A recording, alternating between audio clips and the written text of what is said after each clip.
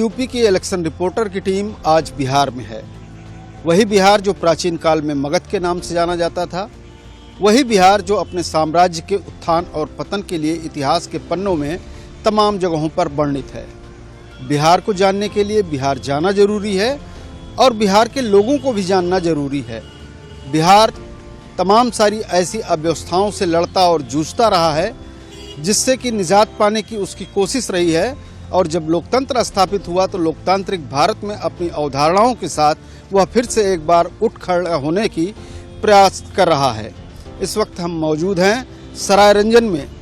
यहाँ पर इस वक्त वर्तमान सरकार के एक मंत्री चुनाव लड़ रहे हैं।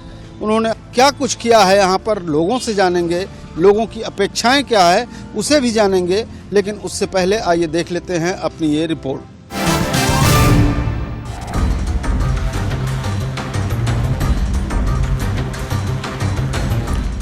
बिहार में विधानसभा चुनाव 6 और 11 नवंबर को 2 चरणों में होने हैं। इन चुनावों में सरायरंजन विधानसभा सीट पर एक अहम निर्वाचन क्षेत्र है, जहां पहले चरण में मतदान होगा।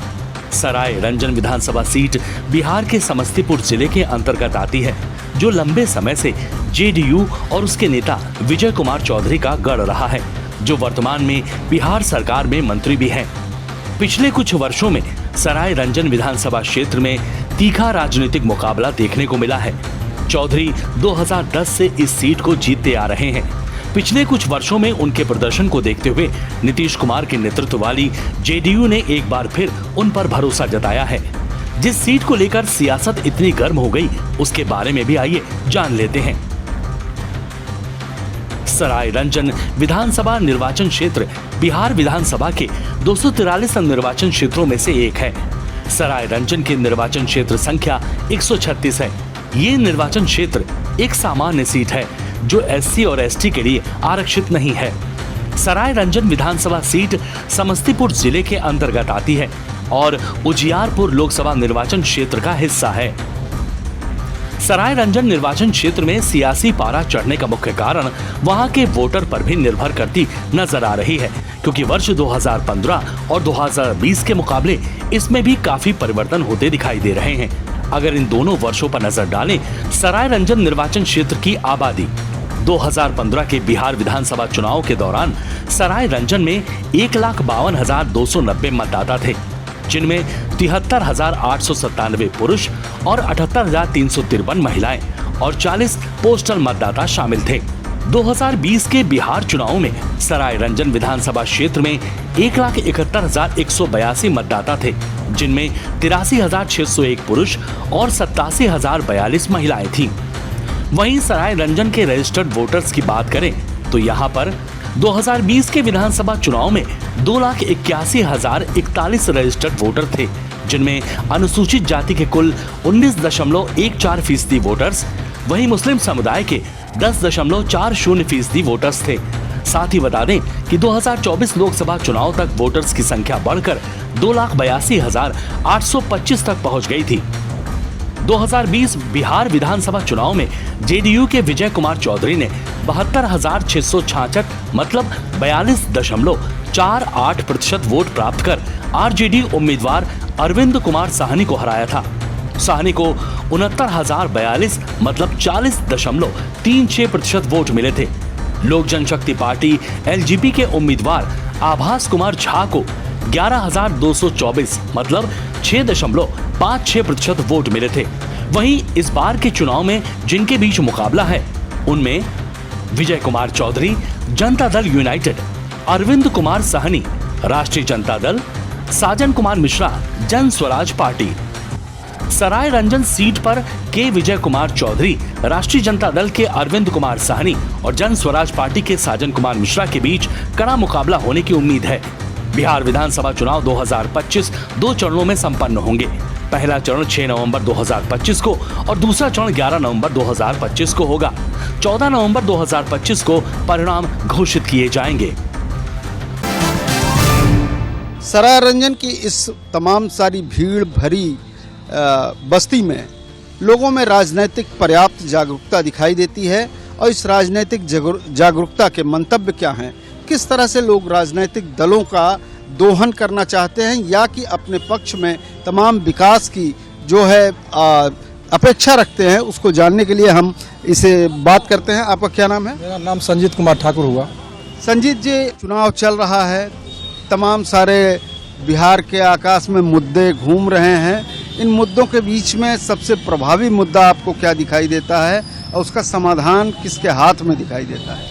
देखिए सर, चुनावी मुद्दा तो यहाँ कुछ है नहीं, यहाँ तो विकास है। लोग विकास पहले जाति को लोग मुद्दा बनाया करते थे। अब बिहार में कोई जाति का मुद्दा वैसा दिखाई नहीं पड़ रहा है, लेकिन विकास मुद्दा है। लोग जो भी वोट कर रहे हैं, अब लोग सोशल मीडिया के जरिए यह देख लेते हैं कि क्या मुद्दा होना चाहिए।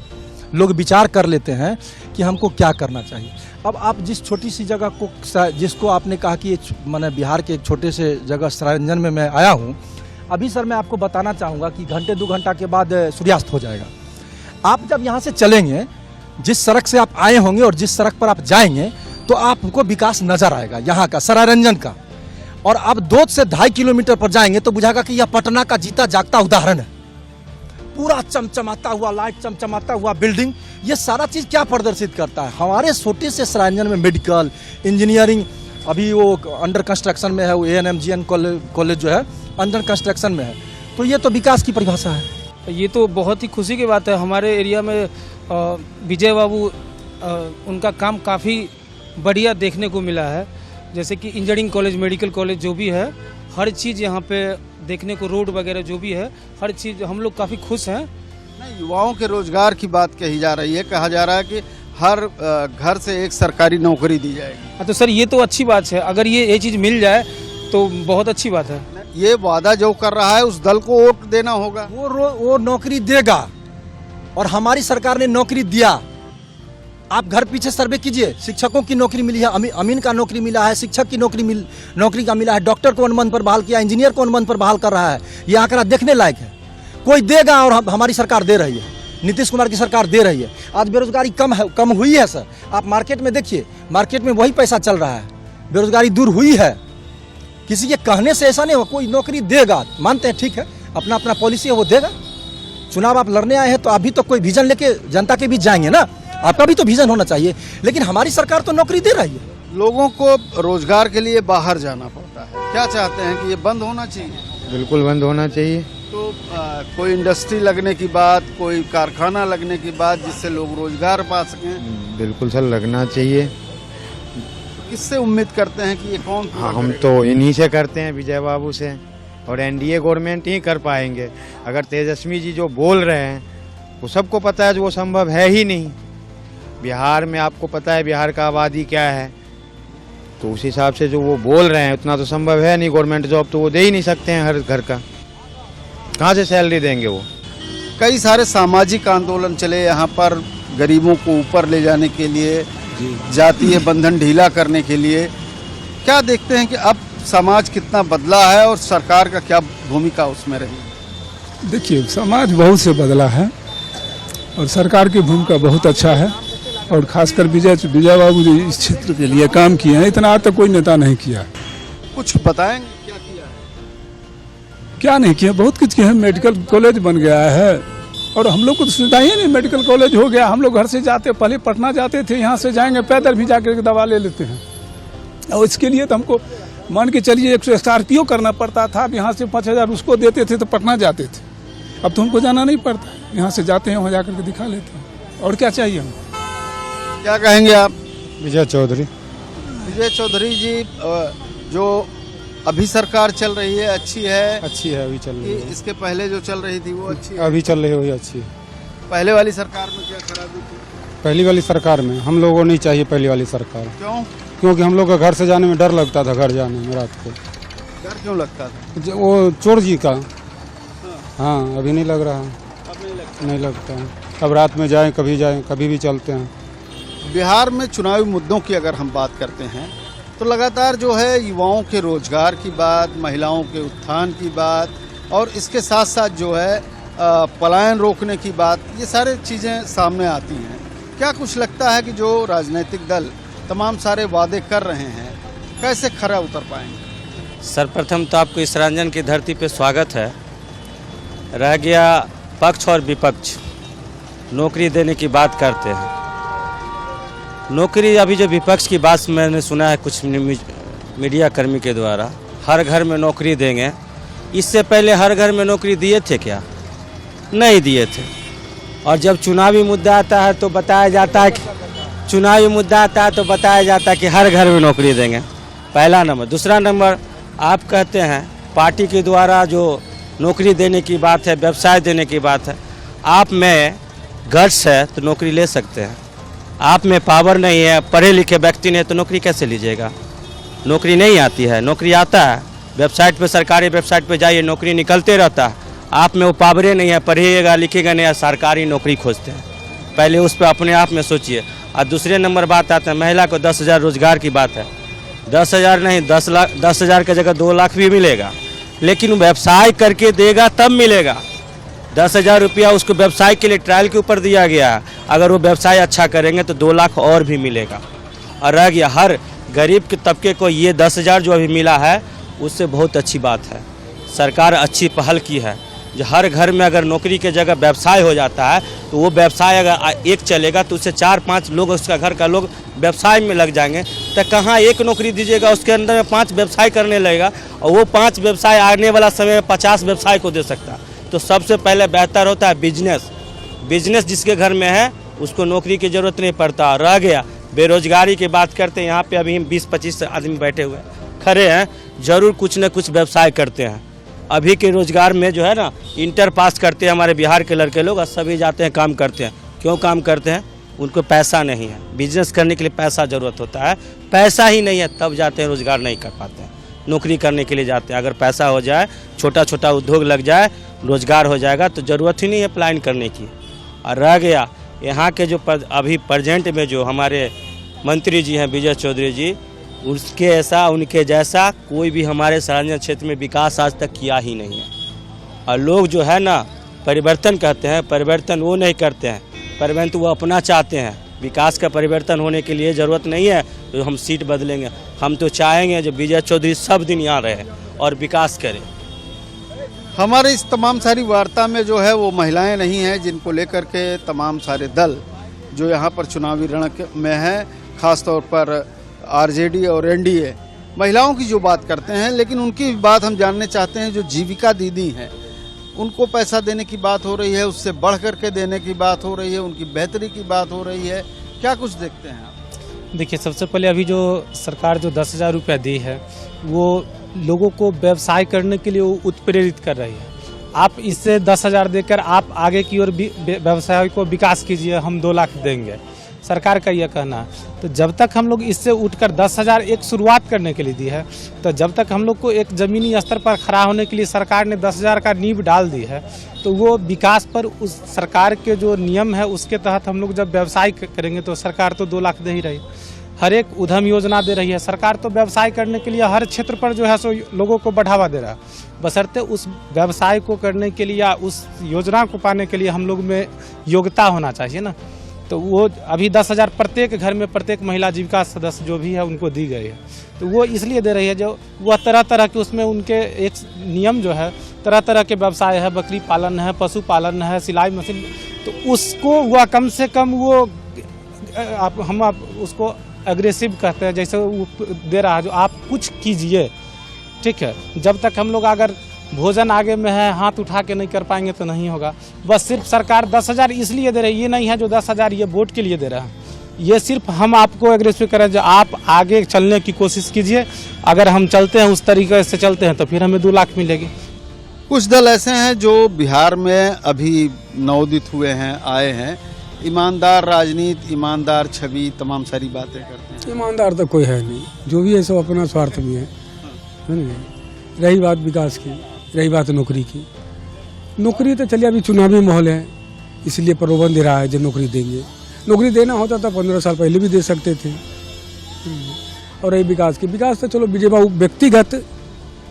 व्यक्तिगत ही ठीक है, बाद बाकी जो भी उनका चमचा जो कलछू छोलनी सब है वो सब ठीक नहीं है, सब अपना स्वार्थ में है। विकास है, ऐसी बात नहीं है, विकास है, लेकिन लोग परिवर्तन चाहता है। बार बार बात होती है जंगल राज की। और बात होती है कि तमाम सारा अपराध वो पिछले 20 सालों में जो है ख़त्म हुआ है। कहाँ तक मानते हैं इसको सही? तो पूरा हमारे यहाँ तो कोई अपराध होबे नहीं करता है। सरायरंजन क्षेत्र में कोई अपराध मुक्त है, कहीं आप नहीं देख सकते हैं, कोई दिक्कत नहीं है। रात में जाइए, 12 बजे जाइए, 2 बजे जाइए, कोई दिक्कत नहीं है। और वो जो कहते हैं नौकरी देंगे हर घर में, तो 15 साल वो क्या कर रहे थे? भैंसी चरा रहे थे। 15 साल में काहे ने नौकरी दिए? 15 साल तो राज किए हैं ना। आपसे हम जानना ये चाहते हैं कि वास्तविक बिहार का मुद्दा क्या है, इसका समाधान क्या है और कौन कर सकता है? देखिए, अभी जैसे 15-20 सालों से देख रहे हैं कि सीढ़ी दर सीढ़ी विकास बढ़ रहा है, इसमें तो झुटलाया नहीं जा सकता है। और समाधान की बात है तो जनता की मांग तो हर तरीके से रहती है, किसी को कुछ कमी है, किसी को कुछ कमी है, ये कभी सरकार एक बार में पूरा नहीं कर सकता है।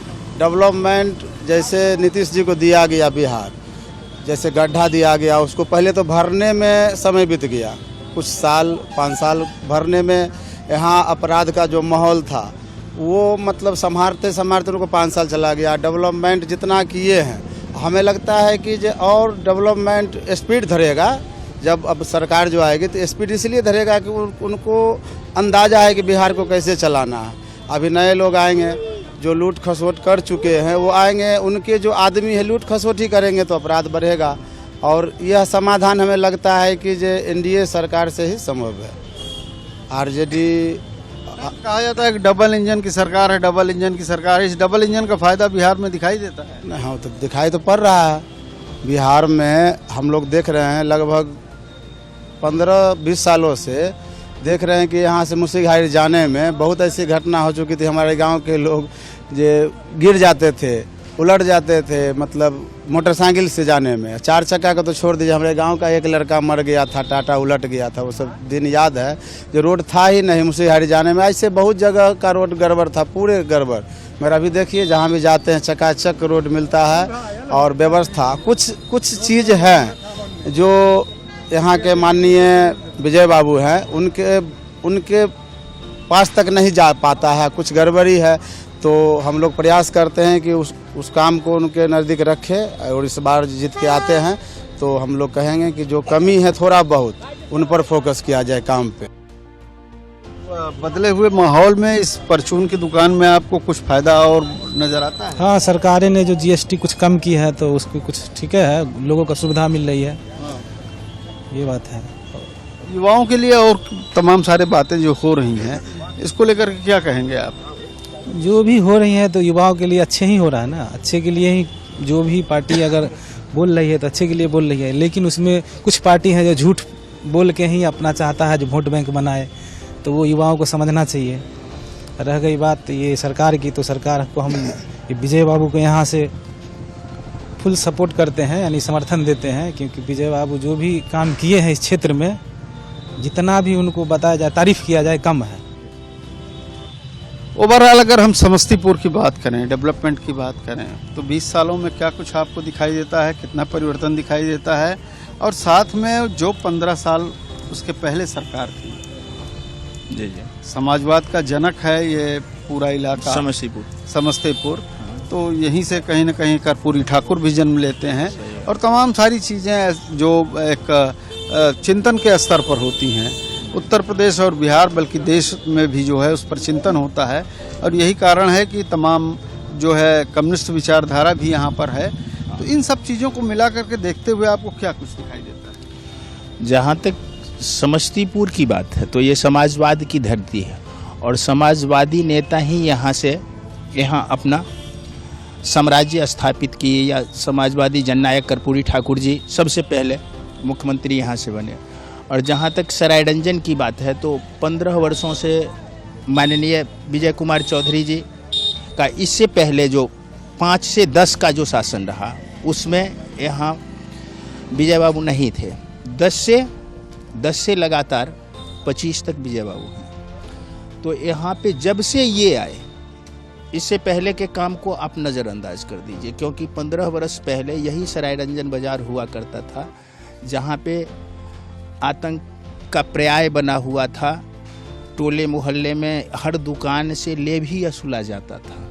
और हमको याद है कि इसी सराय रंजन बाजार में 2005 के बाद जब नीतीश की सरकार बनी तो उसी ले भी वसूलने वाले क्रिमिनल को मारा गया था, यहाँ पे पीटा गया था, और उसके बाद यहाँ से वो चला गया। और उसके बाद की जो स्थिति बनी, जिसके बाद माननीय विजय बाबू आए, तो विजय बाबू के आने के बाद यहाँ जो अमूलचूल परिवर्तन हुआ, सबसे बड़ा परिवर्तन सराय रंजन जैसे पिछड़े इलाके में, समस्तीपुर में आप मेडिकल कॉलेज की बात कर सकते हैं, लेकिन सराय रंजन जैसे पिछड़े इलाके में लोगों ने सोचा भी नहीं था। जो विरोधी भी होगा वो भी बोलेगा कि हम सोचे नहीं थी कि यहाँ मेडिकल कॉलेज होगा, यहाँ इंजीनियरिंग कॉलेज होगा, किसी के ब्रेन में नहीं था, लेकिन वो बात भी विजय बाबू ने यहाँ स्थापित करके दिखा दिया।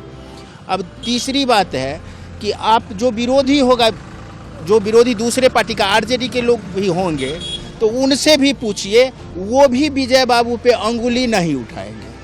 वो भी बात विजय बाबू की नहीं हो रही, ओवरऑल सरकार की बात हो रही है। जहाँ तक सरकार दो सरकारों की तुलनात्मक, और दोनों दल जो है अपने गठबंधन के साथ चुनावी मैदान में है, ऐसे में आप क्या कहेंगे? इस तरह की स्थिति जो है, तो सबसे पहले हम क्या उस व्यक्ति से अपेक्षा कर सकते हैं जो 9वां पास हो?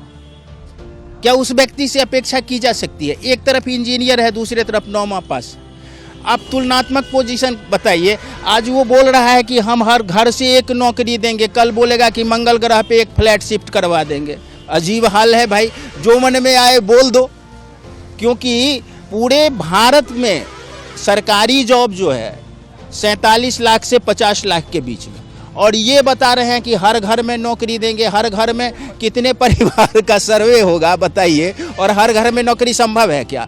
तो 9वां पास है, अपने एजुकेशन के अनुकूल कुछ भी बोल दिया, लोग भरोसा कर ले। लेकिन सराय रंजन में, बिहार में अब मूर्खों की संख्या उतनी नहीं हुई है। नीतीश जी ने इतना शिक्षित जरूर कर दिया है लोगों को कि वो इनकी बातों में नहीं आएंगे और सही बातों पे मुहर लगाएंगे, और नीतीश जी के कार्य पर ही मुहर लगाएंगे, क्योंकि नीतीश जी का कार्य बहुत ही अच्छा है। छोटा सा बात सर आपने जो बता रहा है, जैसे आपने पूछा अभी जस्ट आपका क्वेश्चन था कि तुलनात्मक क्या नज़र आपको आ रहा, आपने भी पूछा था। आप जब मुस्सीघाई से चले होंगे तो हम लोगों को मुस्सीघाई से सराय रंजन आने के लिए 2 घंटे का टाइम लगता था। नीतीश जी के शासनकाल से पहले ये पूरा सड़क बिल्कुल गड्ढा में था, तो हम लोगों को उधर ताजपुर तरफ से आना पड़ता था, बाकी और जो बाईपास से आना पड़ता था। मुसरी गराज से सराय रंजन आने में 2 घंटे का टाइम लगता था। तो सबसे बड़ा तो यही है तुलनात्मक अध्ययन। सड़क की ले लीजिए, यही ये बगल में हमारा ये हॉस्पिटल है, ये यहाँ पर जो है सो जाके कुत्ता बैठा करता था। प्रखंड मुख्यालय है, तो आप स्कूल विद्यालय है, आप अभी विद्यालय की दशा देखिए। शिक्षा, मैं पहले सड़क पर आपको बता रहे हैं कि सड़क की क्या दुर्दशा थी।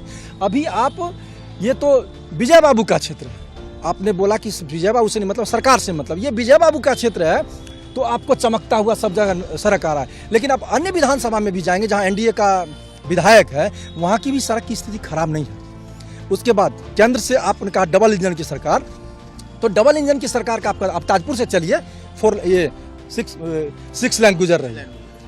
आप दरभंगा में चलिए, एम्स बन रहा है। डबल इंजन की सरकार यहाँ पे है, यहाँ दिखाई पड़ रहा है। हाँ, और अब ये हमारे 1.5 किलोमीटर से 6 लाइन गुजरेगा। तो ये अगर केंद्र सरकार का सहयोग नहीं रहता तो हम बिहारवासी बहुत निचले स्तर पर चले गए थे। अब हम बिहारियों का मनोबल ऊंचा है। और सर, इस बार सरकार बनने दीजिए और तब देखिएगा कि बिहारी का क्या स्थिति है। उसके बाद आप शिक्षा की देख लीजिए। आप जब आए हैं तो सराय रंजन हाई स्कूल, जस्ट आपने जब गाड़ी घुमाया होगा, आप जिधर से आए हैं, तो ये बड़ा सा बिल्डिंग आपको नजर आएगा, उच्च विद्यालय। ये आदर्श विद्यालय हमारा है, माने ये जिले का आदर्श उच्च विद्यालय सराय रंजन है। और वहाँ टूटा फूटा रूम हुआ करता था। हम लोग जब 1995 में पढ़ते थे, मैट्रिक के स्टूडेंट थे, तो वो टूटा फूटा रूम था। अब देखिए वो बिल्डिंग, क्या प्राइवेट वाले वैसे बिल्डिंग बनाएंगे क्या? उसके बाद पुस्तकालय में, सब पुस्तकालय में पुस्तक है, सिर्फ पुस्तकालय नाम नहीं है, पुस्तकालय में पुस्तक है जहाँ बच्चे बैठ करके पढ़ते हैं। एलईडी लगा हुआ है, कोई देखे जाके ना विद्यालय में। आप रोड पे कह दीजिएगा विकास नहीं हुआ, उससे मानने वाले हैं हम क्या? आप स्कूल की दशा को देखिए। आप स्कूल पर देखिए कि स्कूल में क्या स्थिति है, वहाँ खेलने के लिए फुटबॉल है। तो सब यही तो डबल इंजन की सरकार का कमर, यही विकास है। देखिए वहाँ अर्थशास्त्री मनमोहन सिंह जो थे वो कहे थे सेना तो होता है कटने के लिए, क्यों आज हमारा सेना काट नहीं रहा है, ऑपरेशन सिंदूर नहीं कर रहा है, उस समय भी तो सेना था। तो एक अर्थशास्त्री जो पीएम उनको पद मिला हुआ है और वो बोल रहे हैं कि सेना होते हैं कटने के लिए। क्यों सर, सेना काटने के लिए नहीं होते हैं, सेना ओनली फॉर काटने के लिए भी होते हैं। अगर कटने के लिए होते हैं तो एनडीए की सरकार में सब चीज अच्छा है, कोई चीज का दिक्कत नहीं है, पानी नल जल सड़क सब टनाटन है, कोई दिक्कत नहीं है। और नौकरी यार जो पढ़ने वाला है पढ़ करके नौकरी ले लेता है। अगर विकास है, हम मान लिया इस बात, विकास है, लेकिन उसके साथ भ्रष्टाचार भी है। भ्रष्टाचार है, शिक्षा जो है तो चौपट बना हुआ है, शिक्षा में किसी तरह का बदलाव नहीं है। रोज रोज शिक्षा जो है तो नीचे की तरफ जा रहा है। हम स्थानीय लोग हैं लेकिन बिना पैसा दिए हुए रसीद नहीं काटता है इसी ब्लॉक में, तो भ्रष्टाचार भी सीमा पार है। विकास हुआ है, इस बात को हम भी मानते हैं, इस बात का हम आपको से सब आदमी कहेगा जो विकास हुआ है, लेकिन वो भी है, भ्रष्टाचार है, सीमा पार है। शिक्षा जो है तो एकदम पूरा का पूरा शिक्षा जो है तो एकदम मठी हो गया है।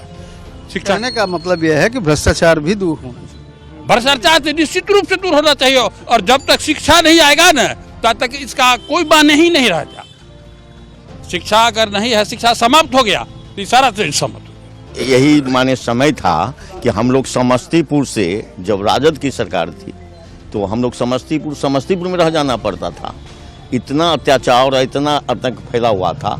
लेकिन जब से विजय बाबू आए हैं, जब से नीतीश की सरकार हुआ है, तब से तो माने बहुत शांति आई। लड़की लड़का सब माने जाकर समस्तीपुर पढ़ रहा है, लिख रहा है, और विकास में कमी नहीं हुआ है। विजय बाबू है, माने नीतीश की जब से सरकार है तब से विकास में कोई कमी नहीं है। आज गली गली में रोड बन रहा है। लेकिन वो जो बोला कि भ्रष्टाचार, सही में भ्रष्टाचार इतनी सीमा पर पहुंचा हुआ है, वही में कमी नहीं है। जिले की ये विधानसभा थी सराय रंजन। सराय रंजन के लोग तमाम सारे डेवलपमेंट के कार्यों से संतुष्ट भी हैं, अपेक्षाएं भी हैं, तमाम जो कमियां हैं उसको लेकर के भी खुल करके बोलते हैं। लेकिन समस्तीपुर साधारण जिला नहीं है। यहीं से कहीं न कहीं समग्र क्रांति की अवधारणा जन्म लेती है। शोषितों के प्रति अन्याय के प्रति जो है कहीं न कहीं आवाज़ उठती है। कर्पूरी ठाकुर जन्म लेते हैं, मुख्यमंत्री होते हैं, और यहीं से गैर बराबरी को दूर करने का प्रयास शुरू होता है, जो कहीं न कहीं एक दर्शन के रूप में पूरे देश में जाना जाता है। कैमरामैन विवेक के साथ आशुतोष शुक्ला, सराय रंजन, बिहार, डीडी न्यूज़।